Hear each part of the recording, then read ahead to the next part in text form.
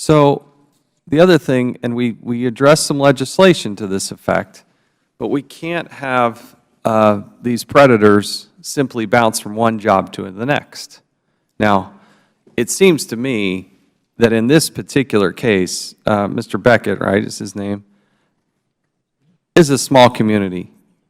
They knew what was going on here. To go back and hire him and then subsequently bring him in as a motivational speaker, I can't think of anything more offensive.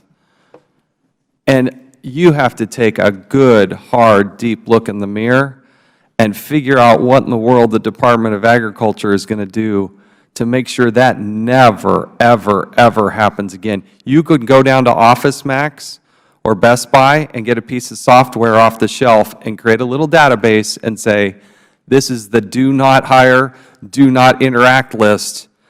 You can do that for about $50, okay?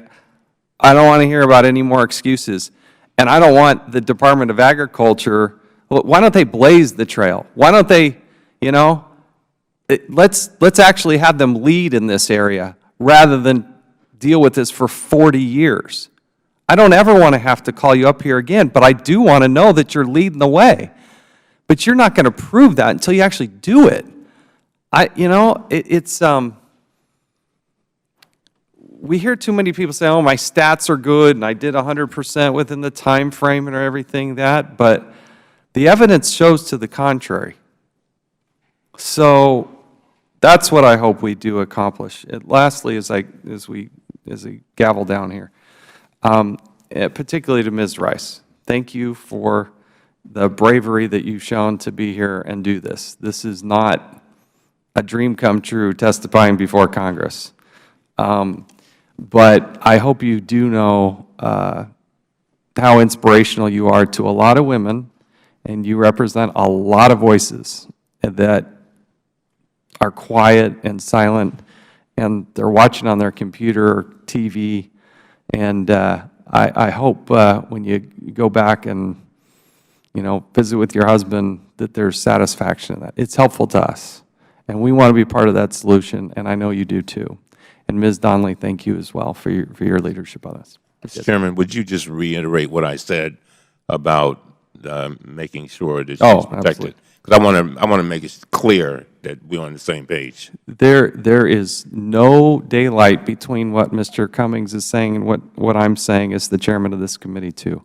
On behalf of all of the members, we will go to the end of the earth to protect you and the other women that have gone through this.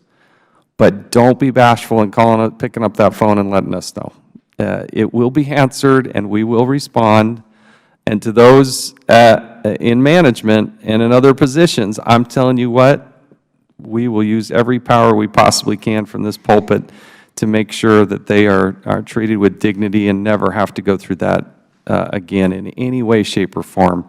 You will see more subpoenas and more hearings than you can possibly imagine if we hear one thing about any sort of reprisal in any way, shape, or form. I can't say that strongly enough. This has been a good hearing.